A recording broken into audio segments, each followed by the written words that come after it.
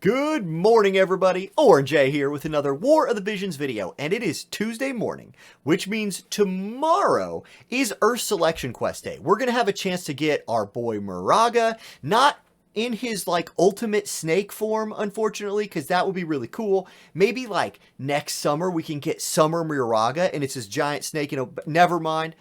Yeah, that idea might be bad. But anyway, we're going to get Muraga tomorrow, so I wanted to do a little video hyping him up a little bit. I think for a free unit, this guy's going to be really, really good, especially because he's Earth, and that's not just because I'm a huge Earth fan. You'll see. Let's get to the video.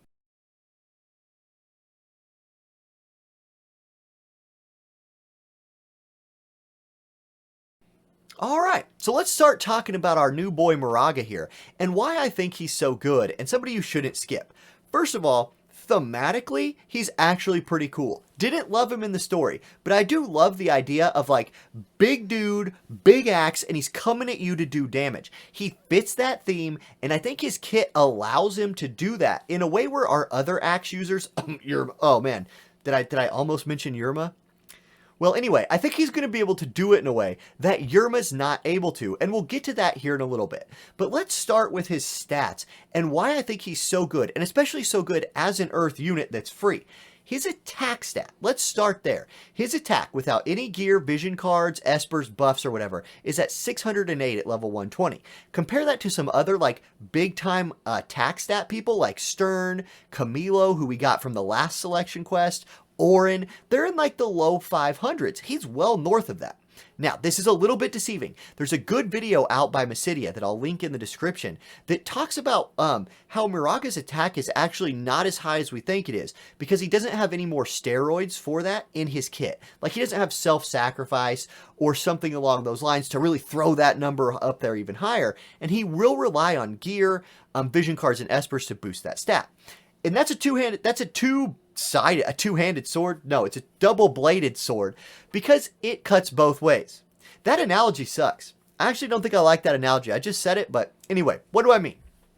Okay, Muraga has a lot of defense and a lot of HP. He's meant to be this barbarian bruiser. And by not picking up support abilities that boost his attack, you can instead pick up support abilities that boost his HP, defense, and speed. And he has really good ones. He has access to the Paladin skill that gives 12 defense and 12% more HP. I really like that on him. And he has access to Shadowrunner and Shikuchi from Ninja. Shadowrunner gives you more agility and more luck. That's my favorite buff on this guy, and he has Shikuchi, which gives you move and jump +1. These are skills that are necessary for him to fill his role as a bruiser and close the gap more quickly to start dealing damage to the enemy. He is very short range, and that is a drawback of him. But let's talk about how he fits in an Earth team, because I think this is really important. Right now, for Earth, your two most powerful Earth units, in my opinion, physical damage Earth units, are UR Zazan and Ketone. They're both evasion units, and they're really strong in evasion comp.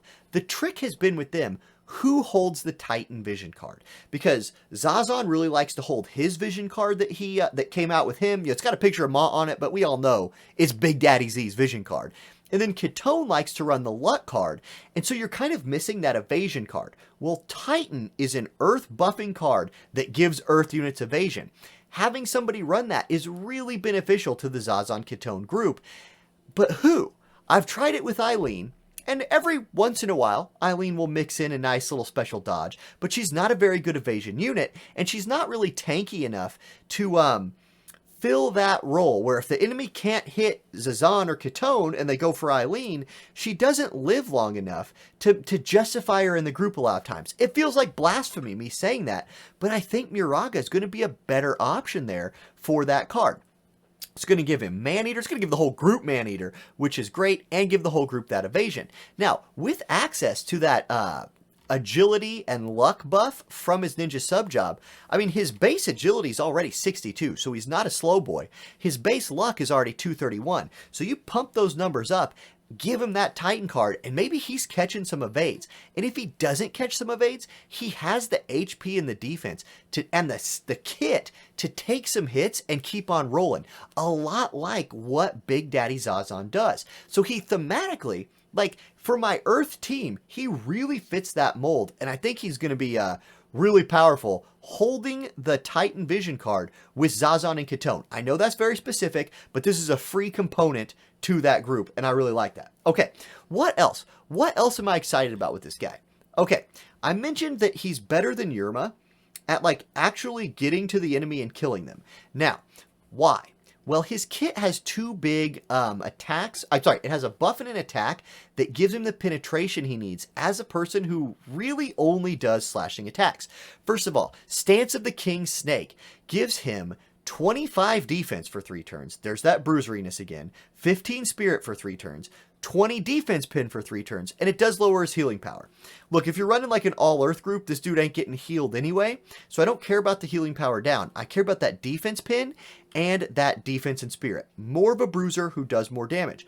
You follow that up by one of his best close-range attacks is Speed Breaking Crazy King Break. That's translated from JP. That translation's probably pretty rough, but check out what this does. Slash resist pin by 30 for himself, big damaging attack at 200%, and has a 25% chance to inflict slow on the enemy.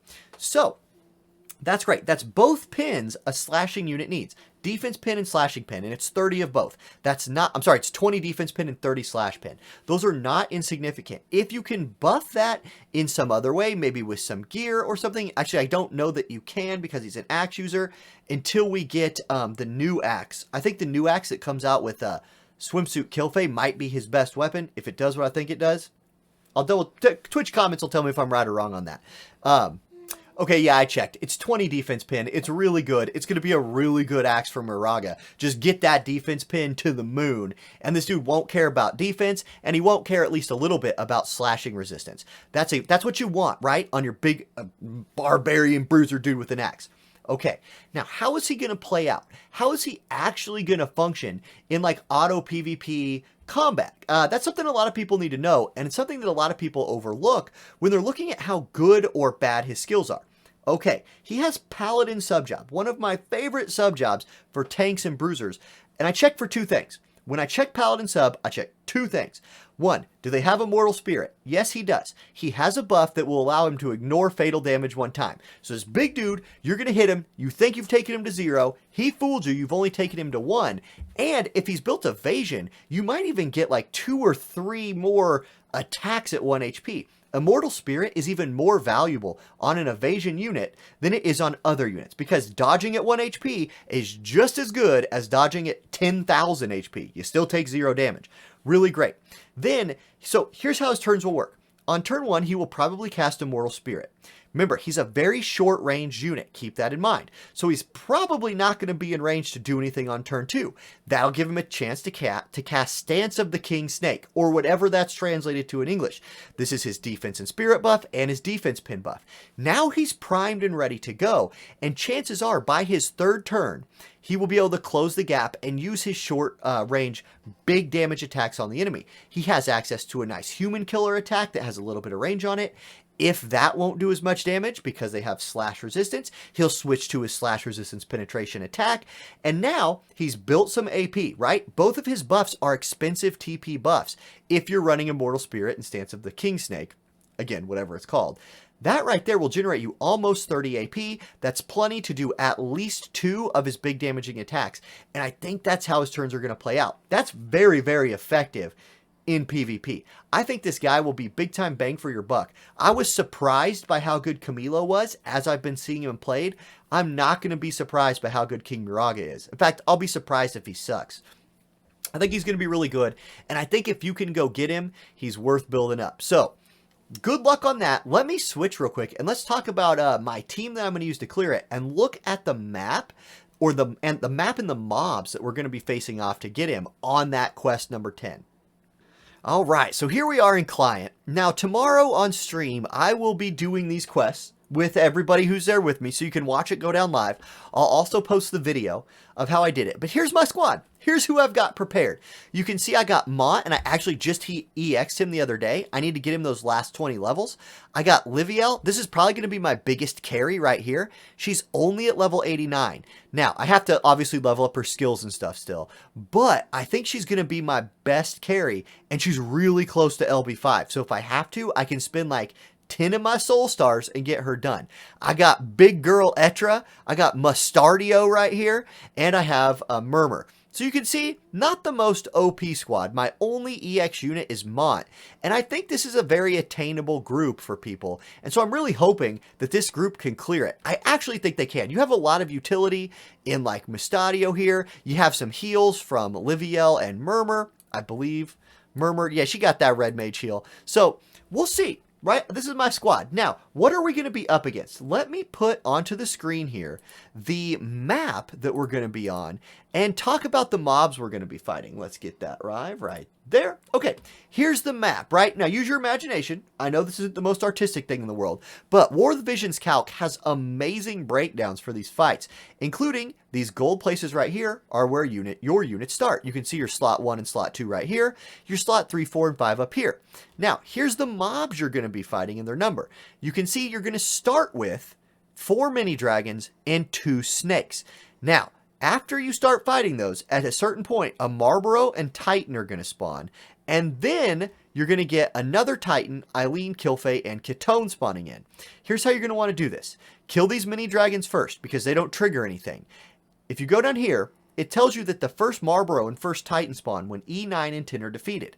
E9 and 10 are the snakes. So you're going to want to kill the dragons. When you kill the snakes, these boys are going to spawn. When one of them gets below 50%, you're going to get Titan number 2, Eileen, Kilfay, and Ketone. So you're going to get the Earth Squad running at you. And here's where they spawn, right? Let's pay attention to this. You get 2 Titans, and they're E12 and E1. E12 spawning right here, like right in the heart of your team. And E1 is spawning up here. So like if you kite back here, you're going to get a Titan right up in your business as soon as you kill the 2 snakes.